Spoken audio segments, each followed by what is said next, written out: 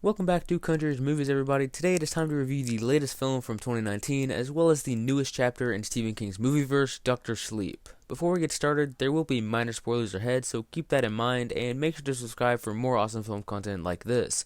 Without further ado, let's get started.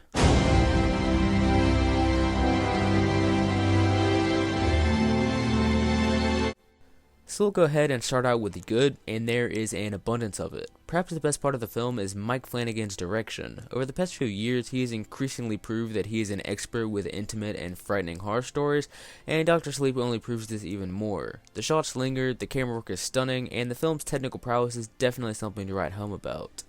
As well as this, the cast is just phenomenal in almost every way. Though the writing does run dry at times, but never really enough to be problematic, everyone from Ewan McGregor to Carl Lumbry is spectacular. Rebecca Ferguson might just be the standout here, as she steals every scene she's in and is just super creepy as well as kind of empathetic.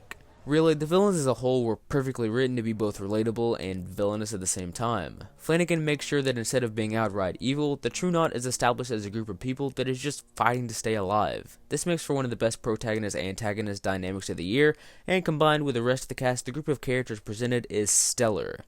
Sort of going hand in hand with direction is the haunting original score from the Newton brothers. By combining both unorthodox and spine-chilling sound effects with Indian ritualistic sound clips, the film both reminisces on the music from The Shining as well as creates a new, terrifying score that elevates almost every scare and tension-building scene. Finally, the last bit from the positive side of things is the seamlessly implemented fan service. Especially in the third act, which I won't really spoil, the film kind of throws it back to the 1980 movie, as well as surprisingly working at elements from The Shining book, which for a Stephen King/movie fan is basically a dream.